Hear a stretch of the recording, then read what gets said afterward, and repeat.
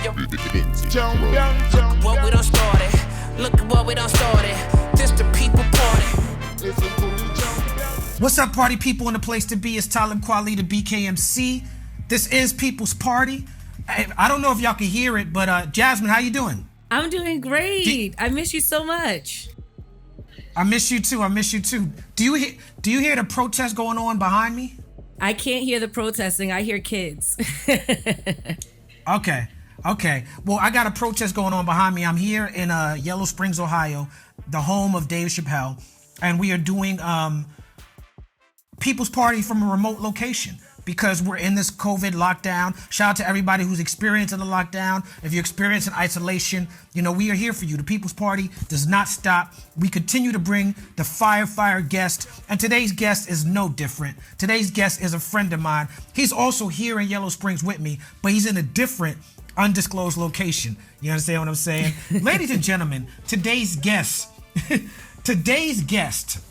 man, this guy has been around hip hop, man, for so long. Like, if you are in the hip hop game and you don't have some sort of connection to this man, you're not really in the hip hop game.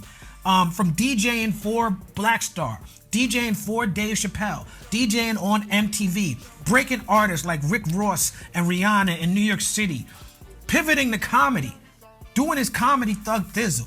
Give it up for the Bronx, New York's own Cipha Sounds is in the place to be. What up, Cipha? Woo! What's up, Kweli? Talib Kweli. Hi, Jasmine. What up? Welcome to my home. I'm not happy. I'm not happy at all. Tell me why. Tell me why you mad, son. This is not the way I wanted to be on the show. I wanted to meet Jasmine in person. I wanted to see if she had a good smell, a good sense to her. I watched the way you interview people in your very beautiful. Hello. And I wanted to be in your very beautiful studio.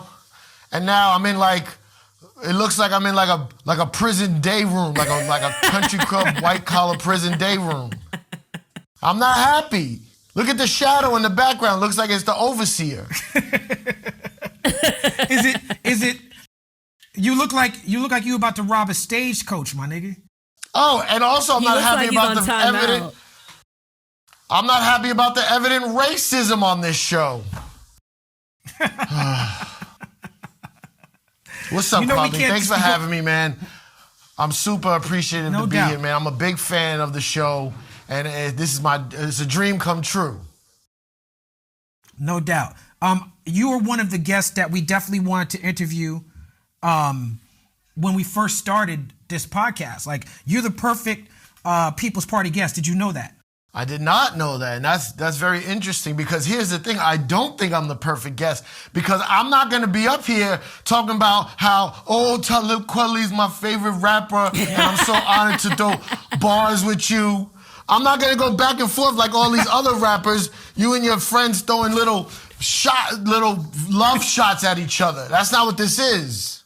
No doubt. Well, look, Cipha, I watched a lot of your interviews before I decided to sit down with you, and you mentioned me in just about every interview you ever did. So I want to thank you for that. I also want to tell the world that when the last time I went to Jamaica, I tried to get into a hotel, and I couldn't get into this hotel. And I was like, okay, well, at least I could go chill on the beach by the hotel because they got the nice beach over there. And so I walked from my cheap, janky hotel in the grill down to the beach and sitting there at the restaurant on the beach with Cipha Sounds on the beach with some Air Force Ones on. Yes. Always stay with Air Force Ones. Always. Yeah, always. You was down there visiting Max Glazer, who's a New York DJ who has made a lot of noise on the reggae scene. And you connected with Cardinal Official in Toronto and the Toronto reggae scene. Like, you could go and DJ Hot 97, Bobby Connor's, and Jabba's show. Like, tell me about your connection with reggae music. So, okay, first of all, being from New York City, reggae music is part of the hip hop culture. Like, it's the cousin, you know what I'm saying? Like, close cousin. You know those cousins that you're almost like brothers, but you're not, but you're cousins? First cousins. So I got my start, I used to open for Funkmaster Flex. He didn't like playing reggae, so I would play a half an hour of reggae before Flex would start. And that got me liking reggae more. And then I'll tell you where I really got into the culture. I was in Miami and I went to a party with DJ Khaled that he used to throw in Miami, and I saw real Jamaican dancehall reggae style. And it was like I have a few rebirths in my life. That was one of my rebirths where I loved the style of how they talked over the music. And I would say 2001 is when I saw it, and I got heavily influenced by the dancehall DJ style. No doubt. Did you see the Beanie Man Bounty Killer verses? That was the best verses to me. They set it up because they were in the same place, so the audio was so good. But if you don't know about their history and dancehall culture and how they had mad beef and they've been going back and forth for years, it was just amazing to watch. It was just amazing to watch them go at it like that. Right.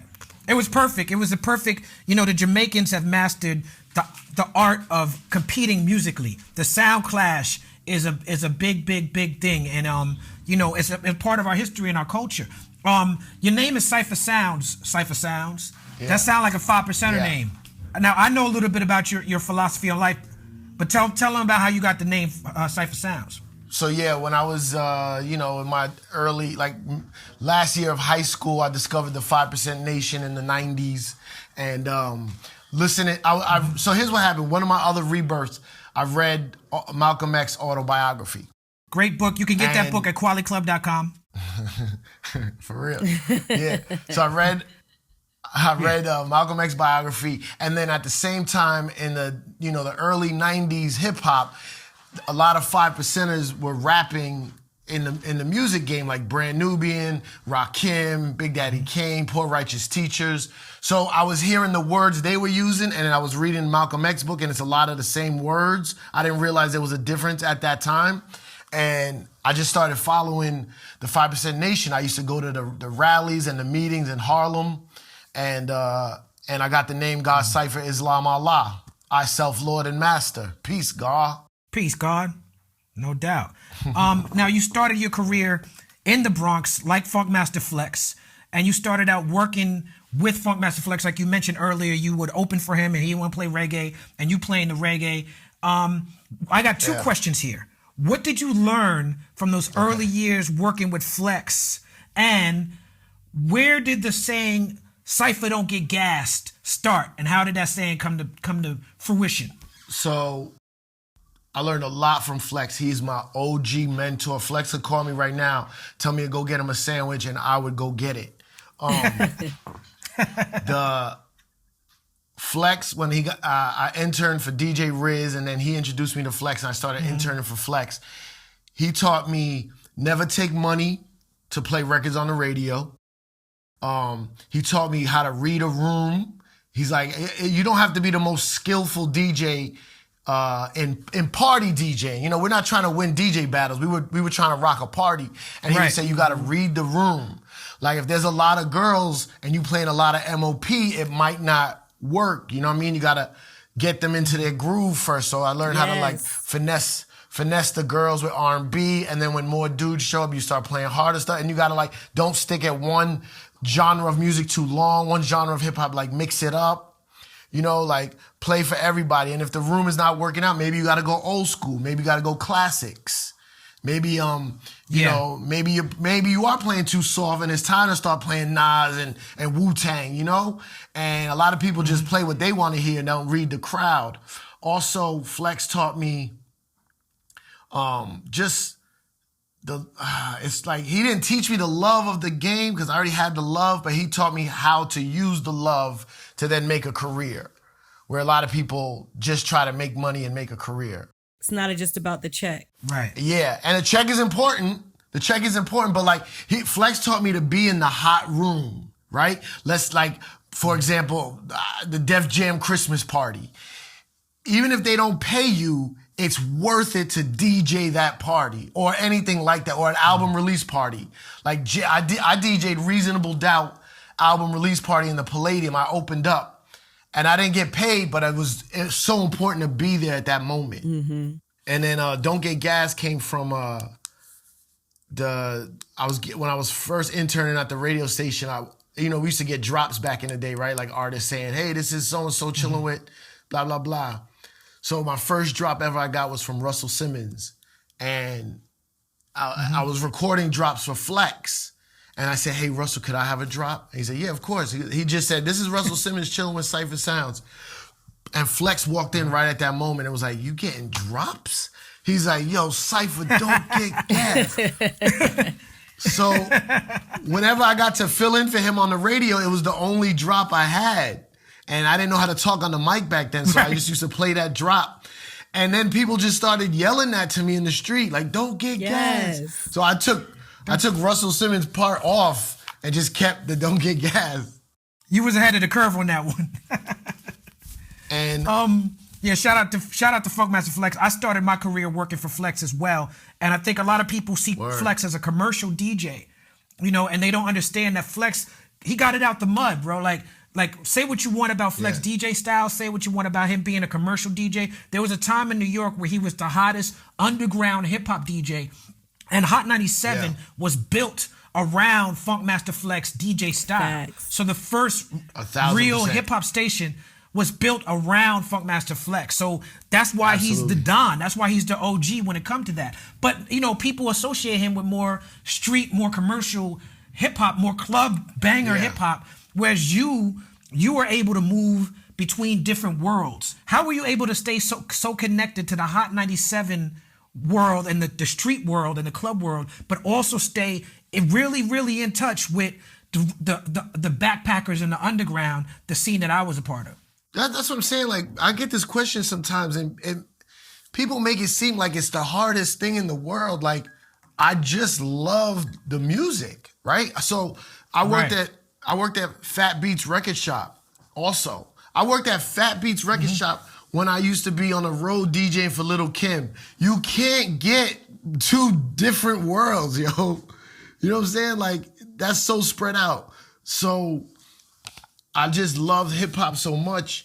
I could listen to the most commercial music. I could watch Video Music Box and watch a Father MC video, and then I could go and listen to like Stretch Armstrong and Bobbito. And I just love the music so much. And it feels like a lot of times it feels like you got to make a choice. And I never really understood that. Like, I could listen to whatever I want in my free time for work. Okay, on the radio I got to play certain songs, but there was songs that could creep through. You know what I'm saying? What if I find that underground record that could become a hip-hop smash, like a Simon Says by Pharoah Monch or Black Star Records, Definition, you know what I mean? Like, there's ways to get them in there. Now, you were the first person to bring Definition to Hot 97, to bring Simon Says to Hot 97. You were the first person to play records by Sean Paul, play records by Rick Ross, play records by Rihanna. Why is your ear so ill? Because it's one thing to be a fan of the music, but it's another thing to be like, nah, this is the next hit. This is the next thing. How did your ear develop to be so ill? Well, first of all, I just want to say one thing. I almost brought Simon Says to Hot 97 to Funkmaster Flex. Oh, that was Busta Rhymes. Stupid ass Busta Rhymes beat me to the punch, stealing my shine. Busta stole my shine, yo. I'm literally bringing it to Flex. He's like, yo, Bust called me with this. Busta, what the hell's happening? Oh, Trevor. Busta jumped on the remix. He jumped on the remix and he directed the video. Like, Busta was like, nah, this is my song. I just, I wasn't DJing to get girls. I wasn't DJing to get free liquor. Like, I don't even drink. Like, what? I wanted to make hip hop the biggest thing in the world. That's all I wanted. So like, I was constantly listening to songs and seeing how they could work and where they could fit in. And like, breaking a song on the radio is one thing. Breaking a song in a club is a whole nother. Because you can see the reaction.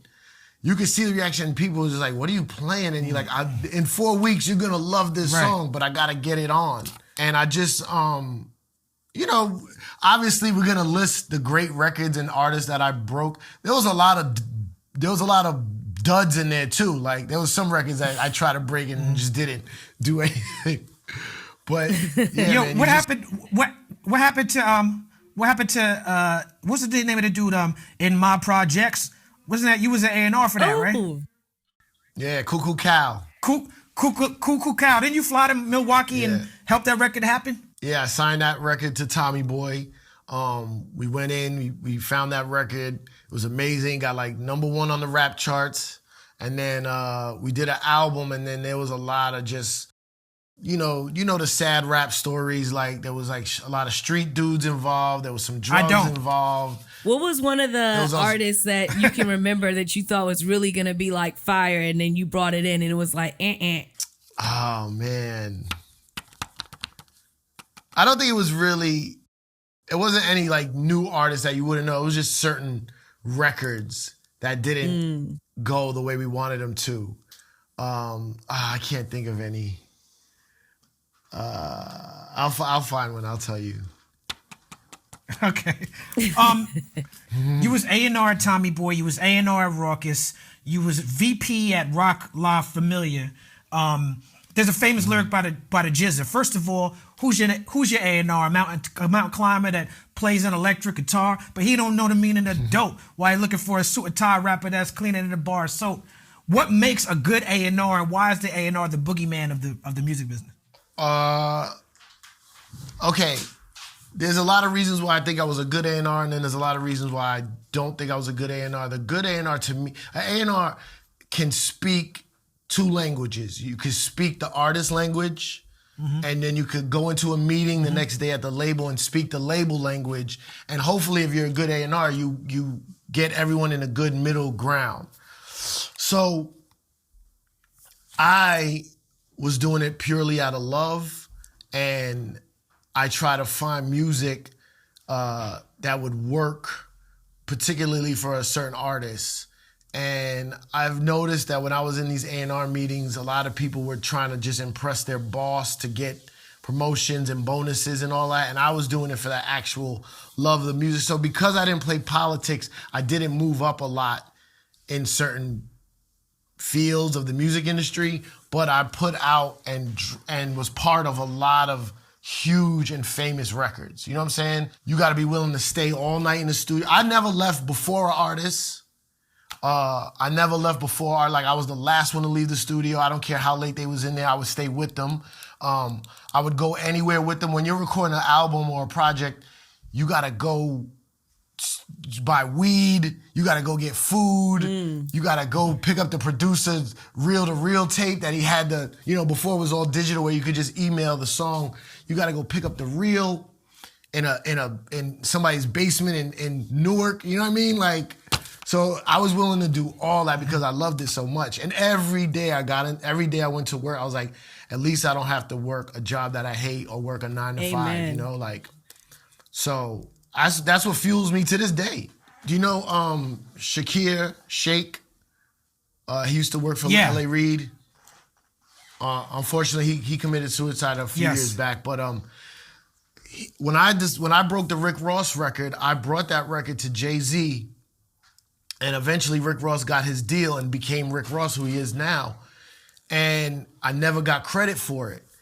And I was such a nice person, or I still am a nice person. I thought I did all of this. Somebody's going to come back and give me my credit. And they never did. And Shakir sat me down and was like, yo, this game ain't like that. Like, you should have had Rick Ross sign something before you even called Jay-Z, before you even brought him to the label.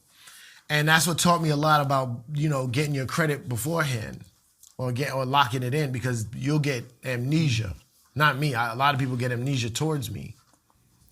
You are also a tour DJ for the amazing Queen Bee, Lil Kim. We had her on our show. Shout out Lil Kim.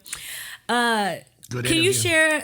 Can you share a good tour story? I did see that you talked about being in a shootout with her. Man, a couple of shootouts. Thank you. Give me the best one then. My favorite shootout story. Yes. First of all, I love Kim. I love Kim to death. She put me in the game, took me around the world. You know what it was like to DJ for Lil Kim in 96, 97, like when she was on top. Fire. And everybody wanted to see Kim, so we went everywhere. We was in one of the Carolinas, maybe the North one, maybe the South one, I don't remember. there was some dudes from Brooklyn that used to be down there hustling, and they knew Kim and Junior Mafia from the block, and so they put together a show, and it was like in the woods, like in a country shack or something, and they put together a show, and when we got there, they didn't have the second half of the money. Mm-hmm. So Kim got extra mad because Kim was like, yo, like, we family, like, we shouldn't be going through this what we go through with other promoters with you. You're supposed to have our money. So I go out, I set up, the DJ booth was not on the stage, it was in the back of the room, like where the club was. So I go and set up, I come back to the green room to find out why we're not performing yet, and Kim is in there screaming at these dudes. Yo, y'all trying to play me? You know I ain't like this. And she flips over a table, all the fried chicken goes flying. She flips over the table, she's like, Sipe, pack it up, we leaving. By now the crowd is screaming, Lil Kim, Lil Kim, Lil Kim. The green room is literally on the stage just behind the wall. So she's like, we leaving, go get your shit. So I have to go back outside. When I come outside, they scream because they think I'm going to start the show. I'm start packing up. Lil Kim and all the Junior Mafia dudes come out the stage door, get off the stage and start walking towards the back to the car. And I hear someone scream, she's trying to leave. Yo, when I tell you all types of gats came out. Damn. Like everyone in the club had a gun. So they like, Sife, let's go. So I start running to the door. We get in a van, like one of them 15-person passenger vans. And they literally start shooting at the van. And everywhere, we're all on the floor ducking in the van. And I'm like, I just want to play music, yo. I just want to play music. What's happening? Was the van bulletproof? No! The windows shattered. There was bullet holes on the side. It was crazy. When Lil Kim came to our show, she had like a 12-person entourage. How was her entourage back then? Was it more than that, or like how was it? It varied. It was always a lot. In the early days before the album came out, it was me, Lil C's, Trife, Jacob. You know the Biggie line where he goes, my man Jacob hook a steak up? That guy Jacob, and another guy named Buck. And then as she started blowing up more and the album came out, a couple more people, D-Rock started coming out with us. And then Glam Squad started coming out. And if we did a show anywhere in the tri-state area, there'd be like 100 Brooklyn people with us at any time, yo. Still to this day, I could walk in the city and see somebody from Brooklyn. They used to be down with like Biggie and Kim. Speaking of ill clubs, Jared Meyer, who starts one of the co-founders of Rawkus, tells a story about how you took him to Club Demerara's in New Jersey to show him what Rawkus was missing. And you was trying to help Rawkus break into the clubs. You're trying to get Mos Def and Kweli to played in the clubs. Tell me about you taking white-ass Jared to Demerara, to black-ass Demerara's. Oh, man, that's hilarious. Look, Jared Meyer, great guy. He gave me my first job in the industry. And he wanted me to find records for Rawkus or that were already on Rawkus that could work in like the Tunnel nightclub and clubs like that. Mm-hmm. And he'd play me songs all the time. And I'm like, nope. I like that song, but it won't work in the Tunnel. I was like, why don't you come out with me and see what the people like? Not this college white boy, no offense, Jared, not this college white boy hip hop, but like real street hip hop. And I'm not saying we have to make those records, but we got to see what they are to be able to infuse it. You know what I mean? And we took him to the club, and it's like, it's different now. Like nowadays, like you see things like that, but back then I walked in with this white guy. I think he had like an army jacket on or something, and people were like, "Yo, who's your lawyer, yo?" Now you are a Puerto Rican dude from the Bronx, New York, which I feel like it doesn't get more hip hop than that. You are also in your comedy routine. We're gonna talk about the comedy in a second too, but you do a great joke about why Puerto Ricans and why Latino people in New York City use the word nigga, and Latino people in other places in America don't use the word nigga. And then I've also heard you tell a story about you being with your black friends on a trip and being called a nigga. And so me being from New York, I understand that Puerto Rican and black people and Dominican people, we all grew up in the same buildings, in the same neighborhoods. We go to the same bodegas. We have the same experiences. And so we all are treated the same, so we all use the same language and lingo. But then it doesn't play well outside of New York City, now that we're a more global, more global community. So can you speak to you being Puerto Rican and why you use that word and the pushback you might have gotten and how you've defended yourself? I never, ever, ever got pushback because this is going to sound weird. When we break it down academically, it's going to sound not right. But I'm just saying, when you live the life, I don't use the word in any type of racial way. The word is an accent in the hip hop vernacular. I've never used it. Saif, does that mean that even white kids could use it? I didn't say that. I definitely didn't say that. Well, because I'm saying that as you the guy that took Jared to Demerara, so you know that there are white people in hip hop. So when you say it's a part of the hip hop vernacular, does it count for even white people? We got R.A. the Rugged Man. We got real white people that's really down with hip hop. Yeah. Here's the thing with the word. First of all, I didn't say anyone can use it in hip hop vernacular. I said it's part of my hip hop vernacular. Right. So we could break it down a couple different ways, right? First of all, Latino is not this umbrella statement you can make about all people that speak Spanish. Caribbean Latinos are not the same as South American or Mexicans, right? Caribbean Latinos, Puerto Rican, Dominicans, Cuban people are black African slave ancestors. You know what I'm saying? Now, a lot of Puerto Ricans like me, I don't look black because the thing about Puerto Rico is that slave masters, Indians, the Taino Indians, and Africans all mixed and made different skin tones.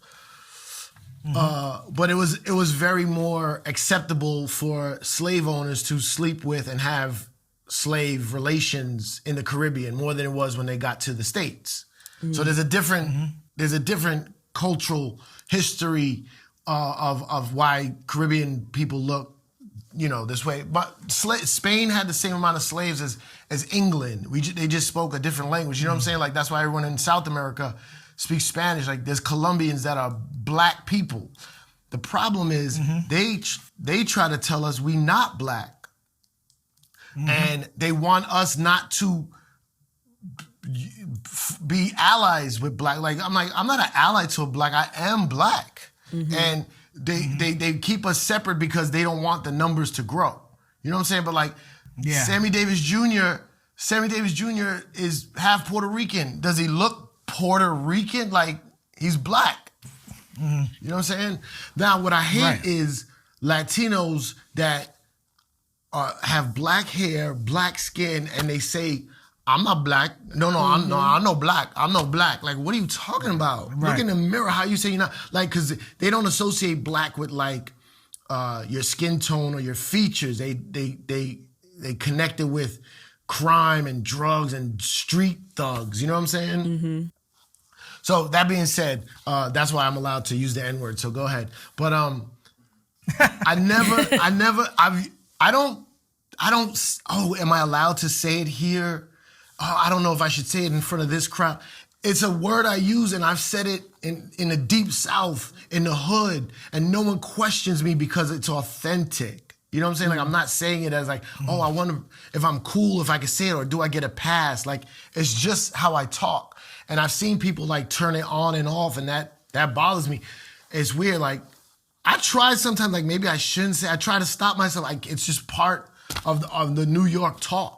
I mean, for me personally, no one ever questions me. I don't have the Latino thing, so no one ever is like, oh, no one ever gives me a reason to not say it other than just as a nasty word. But I think it's something that comes with age. As I get older, I say it less. I grew up in the same communities as you. I use it in the same casual way. But as I get older, I find myself wanting to use it less and less. So I think it's just age comes experience and wisdom. It's weird. Like, I say it all the time. It's just my normal speak. But like, if my 5-year-old daughter said it, it would be a different thing. Like, she didn't grow up where I grew up. Like she, you know what I mean? Like Right.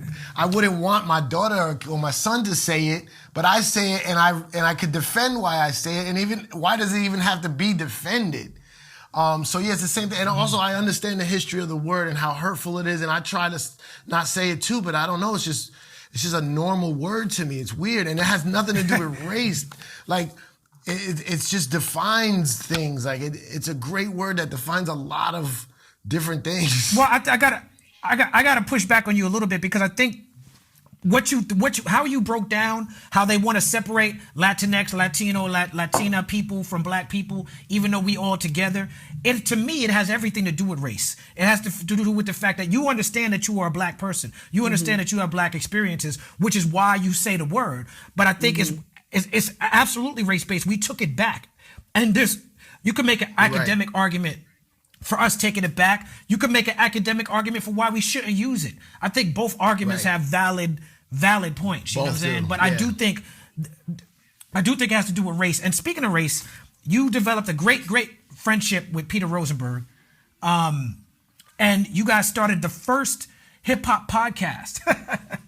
Yeah. I see you shaking your head. You guys started the first hip hop podcast. Thank you. And you leaned into the race aspect of it. Like you called it the Juan Epstein Podcast. Talk to me about Rosenberg and what your chemistry is like, and why y'all decided to meet those issues head on. Okay, first of all, make sure your editor takes out the part where you said we're great friends, because I don't like him personally at all.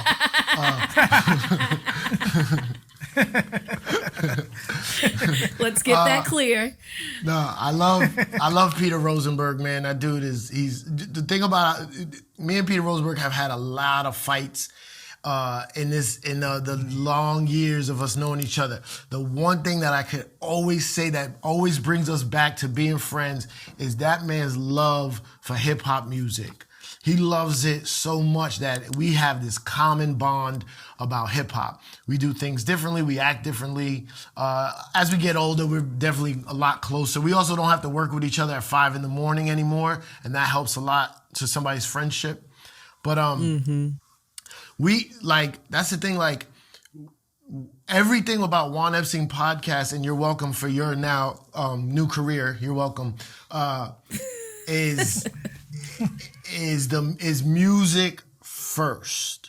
Music first, right? So I'm a Latino, quote unquote. He's a Jewish guy, Jewish white guy. Even though I tell him when the war breaks out, the white side is not going to take him in their ranks, but whatever.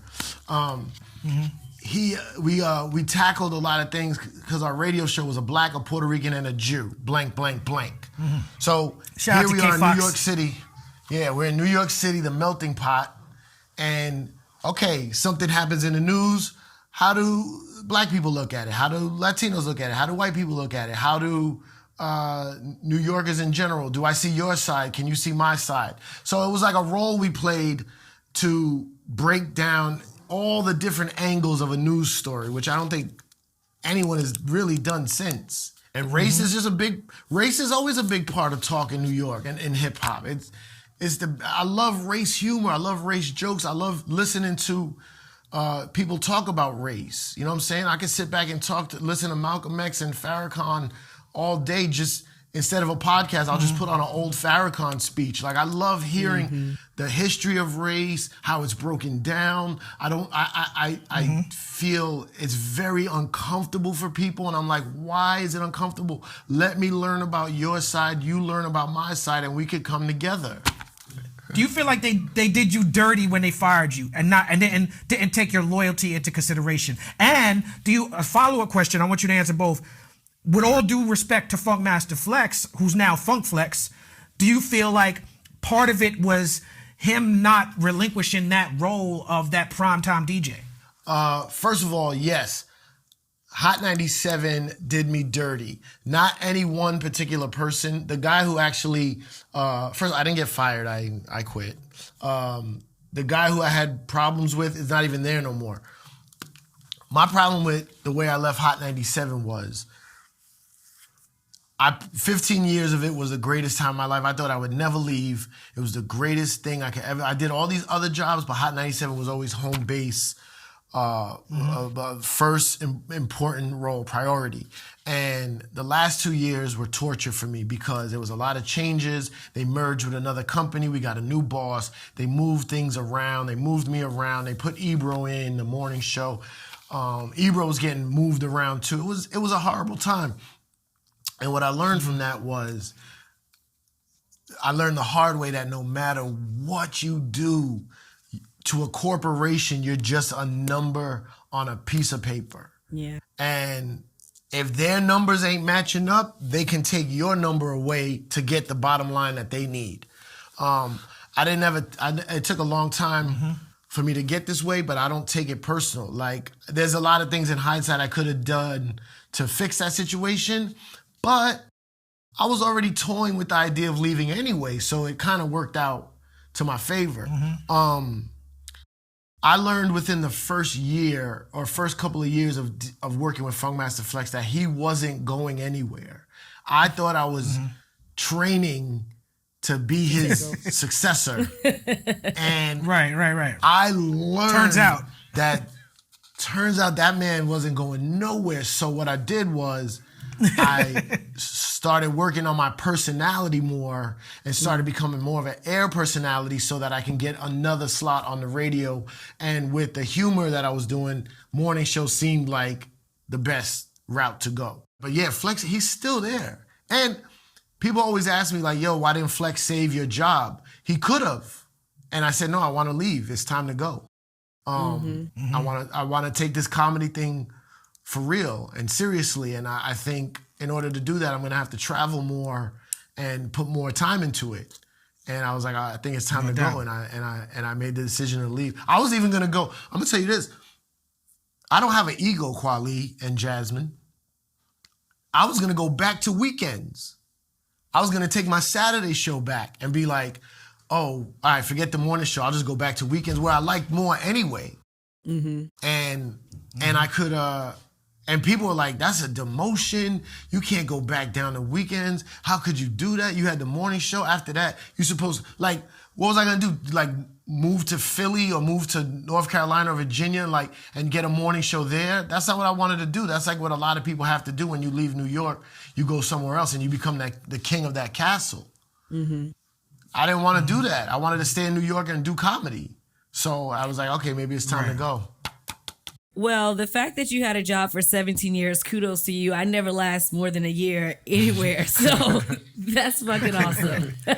Well, Jazz, we've done at least 52 episodes of People's Party. So you lasted a year here. I'm still going, baby.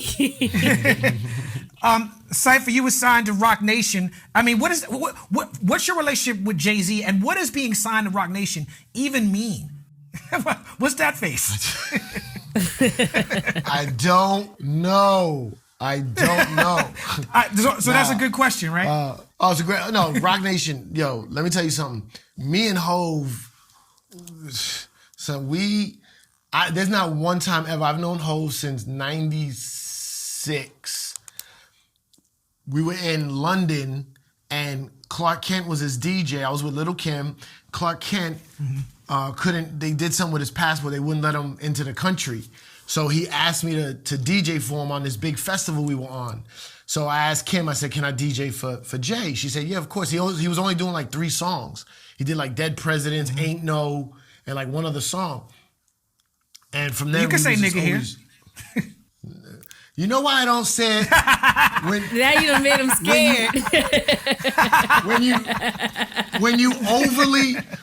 When you overly talk about the word, then I feel weird saying it. So ain't no.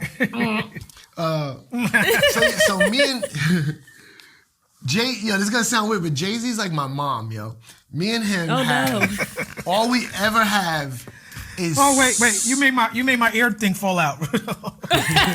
Why isn't he like your dad though? No, I don't. My dad died when I was 3. I'm Puerto Rican. Come on, I didn't know my dad. Yo, me and Hove have the most. It's just a never-ending sarcasm battle, and it's just all we ever do is throw shots at each other. We've had kind words maybe twice, You know that movie, I think it's called Tag, where a lifelong tag game they're playing? That's me, like me and him, just shots, sarcasm shots, like sublims.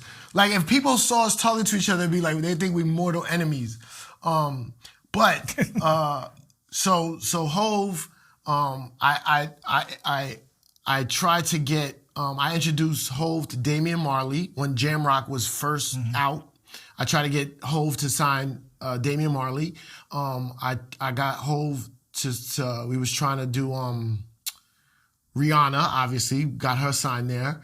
And then there was one other thing, True Life, trying to get True Life signed to Def Jam at the time, Rockefeller. And he saw that, I told him about Rick Ross too. And he saw that I had my ear to the street, so he offered me this job at this new label he was starting, Rock La Familia, with OG Juan. If you're not familiar with OG Juan, he's like, you always hear him getting shout out in Jay-Z records. So I worked directly under OG Juan. OG Juan, Jay-Z, and then OG Juan's wife is this woman named Desiree Perez. She ran 4040 Club when Jay and OG Juan owned it. Or I don't know if she was part owner, but she ran it. They are, and Tata, they're all the foundation of Rock Nation. So I was working for them before Rock Nation was even a thing.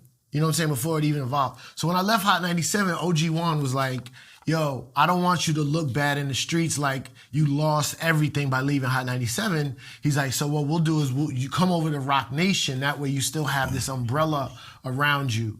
And what they do, like for me, I don't know what they do for other people. They do a lot of different things. For me, they gave me a foundation. They're technically my managers on the music side, but Rock Nation, like you got to be a hustler to be on Rock Nation. If you're waiting for them to do everything for you, you will not make it. It's a like an entrepreneurial boot camp. Like you have to be able to do, and then like I said, I had an idea for a TV show. I would love to bring it to a production company, and they sent me to Will Smith's office. So like, if you have everything, your ducks in line, they have the connect to send you to where you need to go to make that happen. If you're waiting for them to do it, you'll be waiting around a long time. But they family. That's for everything. They family. You talked about you leaving Hot 97 to work on your comedy. And you also said the quote, comedy is built on bad experiences. What does that quote really mean to you? And how has that helped you, help guide you through your comedy career? Oh, the comedy is a weird job because like DJing, I spent hours and hours and hours and hours in my basement practicing where nobody could hear the horrible parts. And I would practice and practice and practice my scratching, my mixing. So when I did eventually get to be able to DJ parties, I already had years of practice under me. Where in private, there's no way to get good at comedy in private. You have to go on stage. And when you first go on stage, you have no idea what you're doing. So you just, it's a horrible feeling. And luckily, the only thing that saved me was that I was already used to being on stage. So that gave me like a little leg up from like a guy who just started yesterday doing comedy and had never touched a microphone. Like at least I knew how to speak. But yeah, that was literally like, I remember I bombed so bad once. I didn't go on stage for like 3 months. And I was like, okay, that was fun. I'm not even doing that anymore. But there's a little tiny voice. It's like a calling. It's like, nah, just try again, yo. Just try again. Get up there. And now, when you get to a certain level, I'm not saying by any means I rip every time, but now when you bomb, it's funny. It's like fun. It's like, whoa, that was a rough one, but it still hurts, you know what I mean? I was watching the show Crashing, and the lady who runs the Comedy Cellar is like she said a good bomb is better than a bad kill. Yeah, that's facts. Yeah, you did 19 episodes of Chappelle's Show, making you officially like the Chappelle Show DJ. How did you meet Dave Chappelle, and was he working with him? Was that sort of a spark for you to help you take this comedy more seriously? 100%. Dave is my OG in all of this comedy shit. I don't remember. I remember the first time I met him. I think it was a studio. I think it was a session where you and Mos were both there. I think it was after Black Star, because Dave's on your first album, right? Yes. Dave is on and the second one. On Reflection. First and Eternal. second album.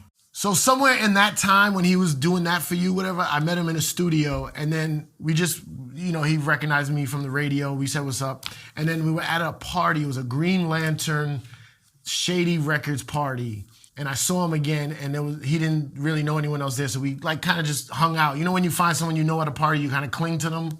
Mm-hmm. And we hung out, and I was with some random girl, and then he goes, "Yo, I'm gonna go do a set at the Comedy Cellar. Do you want to go?" And I was like, "Yeah, I never seen like stand up before, like on that level. I would love to go." So we walked over to the Comedy Cellar. He gets on stage. He does like 2 hours, and then we leave. And the thing about Dave, stuff that him and I were talking about on the walk over to the Comedy Cellar, he said on stage and made it into a joke. From the 5-block walk, and then he turns it into a joke, and that's when I was like, "Oh, I gotta get nice with the wordplay." Not trying to be a comedian, just like taking something I hear and saying it on the radio. And then he asked me, "Yo, I'm shooting some pilot for Comedy Central." He's like, "Could you like DJ like when the crowd is coming in and like stuff like that?" I was like, "Yeah, no problem." So I go, we shoot the pilot. I'm DJing the pilot episode, whatever. It was at Pace University, the same place they do, where they used to do inside the actor's studio. I bump into him again months later, and I go, "Oh, Dave, what's up? Whatever happened with that pilot thing?" And he goes, "Oh yeah, they gave me a show." I'm like, "Do you care about the show at all?" Nonchalantly. He's like, "I don't know, whatever." He goes, "Oh, you should DJ on it, like when we do the wraparound parts with the crowd." So I was like, "Okay, do you want me to or no?" Like he asked, like he don't even care. And then I go there, and it's just like we would, before he would start the show, he would warm up the crowd, like talk to the crowd, and I would just play little funny things with music. And he used to tell me, he's like, "Yo, your timing is good." Like he's like, "You ever thought about doing stand up?" I was like, "Ew, stand up? Why would I do that? It's disgusting." And then here we are. I want to thank you for letting me flex my improv skills, because I used to do improv at NYU. I went to Tisch Theater, Experimental Theater, and you had an improv show with Upright Citizens Brigade called Take It Personal. I came up there and I acted out some stories with the improv actors. Upright Citizens Brigade, Amy Poehler comes out of there, right? And Aziz Ansari comes out of there. And now Cipha Sounds. Like, why do you feel like the improv is so important? Oh, I love improv. There's this weird battle between stand-up comedians and improv comedy. For some reason they don't like each other, or stand-ups don't like improvisers. But I love improv. Is basically sometimes we take a one-word suggestion or like a phrase, or what I used to do a show where I used to get rappers to come tell stories, and then we would make up a show on the spot from that story. So you take that one phrase and then you make up a whole show on the spot. What I love about it was the team effort. I like stand-up. Stand-up is kind of lonely. You're up on stage by yourself, And like if you're on stage, you travel by yourself a lot. You do things by yourself a lot. I like improv with the group part of it, and like we're all in this together. So I love the team effort of it. I love the group mind. Here's people ask me, do I like stand-up or improv better? It's about the same. The only thing about improv that I like 1% more is that it's always different every single night. You literally make it up on the spot. Where stand-up, you're working on material that you say over and over and over. And there's a lot of improv you might do inside your stand-up, but you're working on crafted material. And improv is different every night. So the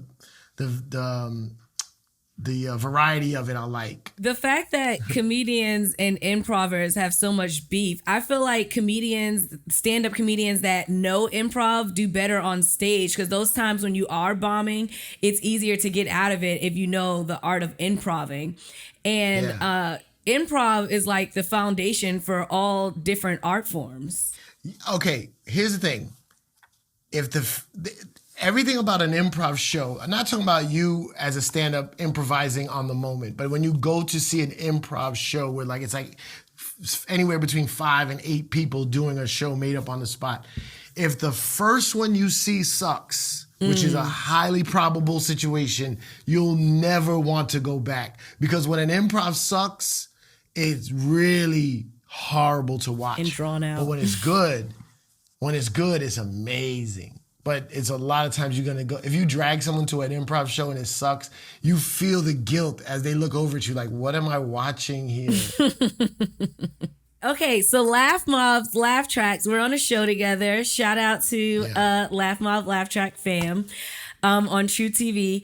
Were you a part of that from the beginning, or when the idea was created, or did you come more on the tail end? No, I was lucky just to get casted as the host. I say lucky in a weird way because they never listened to me. But they already had the show going for a long time, and then they were looking for they used to have just the sketches, and they would play them on YouTube or WorldStar or whatever they played them, and then they needed someone to tie all of them together. So that's where I came into play. So I was blessed to get it, but it was never my show. It wasn't my idea. And the show really underscores the idea of comedians as storytellers. Is that the type of comedian? Is that the type of comedy that you're most interested in? No, I mean, I like it. I like all types. Like, I could watch the greatest storyteller. Like, I could watch people tell amazing stories, but I also like corny one-liners. You know what I'm saying? I like it all. I like deep comedy. I just don't like I don't like when comedians try to take it too seriously. Like, it's still got to be funny. Like, I understand we're talking about serious things, but I don't like when you try to make comedy look like ballet or something. Like, just crack a joke, son. Like, you're just having fun. But I like that's them a good all, lesson man. for life. Yeah. That's a good lesson for life, not to take yourself too seriously. Why so serious? Yeah, we could laugh about, I laugh about anything, man. Like, it breaks the ice. It helps with tension and stress. Like, it really is a laughter is the best medicine is a cliched phrase, but it's really true. 100%. You know, it's like it's very true. Laughter. The people comedy often comes from a place of pain, and I've never been to a comedian's funeral. Never been to a comedian's funeral, but I've heard stories, and I know I hang out with a lot of comedians, so I've heard them come back and tell about the jokes they tell at each other's funerals, which seems dark, but it seems like a coping mechanism that's necessary if that's who you are. Yeah. No, I'm saying I heard Patrice O'Neal's funeral was the funniest comedy show ever created. I wish I could have been right. there. Yeah. They said it was like it was a roast. It was so many people's specials could have been shot there. Like, I heard it was. I don't like going to funerals. Right. Me neither. I don't like seeing people dead in a way. I don't like. I didn't see my grandmother in the coffin. I didn't see both my grandmothers. I won't look in the coffin. I don't like going to funerals. Yeah. I don't want the memory. I don't want to see that. Right. You're straight edge. You know, that's a punk rock term. You're straight edge. Like, you don't drink, you don't smoke, and people don't know that about you because you look high as fuck all the time. Right. So look at these eyes. Yeah, I see. I see. I got the same eyes. Yeah, but you drink and smoke, Jasmine, so you know. But but Cipha, this is what I want to ask you. This is what I want to ask you. Addiction is not just drinking and smoking, right? I seen you out here in Yellow Springs. I complimented you. You look great. You look like you lost a lot of weight, and you've been talking publicly about weight issues. You've been talking about Overeaters Anonymous. You've been talking about how the mental health and food addiction. Again, the drug, substance abuse is not the only addiction. Speak to me about the taboos around food addiction and why you feel the need, as Cipha Sounds, the personality, to speak out about it. The reason why I can even speak about it is because I went through it. Like, if you look at old pictures of me and Talib Kweli, in the old days, I was like 90 pounds, yo. Like, I was dumb skinny. And then something happened. Me too, brother. Yeah. Something happened and it went, like, here's the sad part about it. my father died when I was 3. My mom didn't even know her father. So I didn't have a father. I didn't have a grandfather. I had no genetic mapping system of where my life would go weight-wise, food-wise, any of that stuff. As far as males, you know? And I just started gaining weight like in the mid-2000s. And I didn't know, I was not an athletic person. I definitely ate a lot of junk food. And I think food is the worst addiction because like you have to eat to live. Like you don't have to do cocaine to live. You don't have to smoke weed to live is what I'm saying. I know a lot of people, it's a herb. It's natural. It's medicine. But yeah, so like the way, like, and there's no like cocaine commercials on TV. Every commercial is food, restaurant, the new package. We have the meats. Yeah, the new processed this. So like, it got really bad for me, and my grandmother, part of the reason why she passed away was diabetes. Patrice O'Neal had complications with diabetes. My doctor said I was pre-diabetic, so it just gave me like a boost. But I struggle, yo. This trip has ruined my whole progress during coronavirus quarantine. Me too, brother. Me too. The same thing. I came from LA. There's vegan options everywhere. I'm in Ohio. It's like Frisch's Big Boy and shit. I'm like, Waffle House. That's it. Like, what the fuck? Yeah. I guess I'm eating waffles tonight. Yeah. So I feel, and I can see how the addiction is so bad because, like, I'm already breaking all these new good habits I have just being on the road, you know? Right. But I speak on it. Here's what I've been trying to get a little healthier. I've been trying to run. I want to speak to a group of people that are like me. I'm not trying to train for a marathon. I'm not trying to be the best athlete. I'm just trying to get a little healthier. And no one talks to people like that. It's either one extreme or the other. You know what I'm saying? And I'm trying to be like, hey, let's just do 3 miles. Let's just get 3 miles under our belt today and like not eat fast food every meal.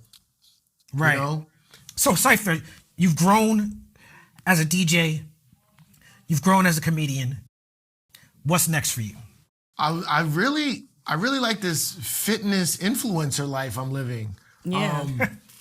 Lululemon already sent me boxes of clothes, so I'm chilling right now. Did you guys know Lululemon had a fabulous running attire? Nah, son. Fusing music and comedy is the goal is my main goal. I started doing stand-up comedy with my DJ setup on stage, and I have a lot of jokes that I can DJ. Like the punchline is me DJing.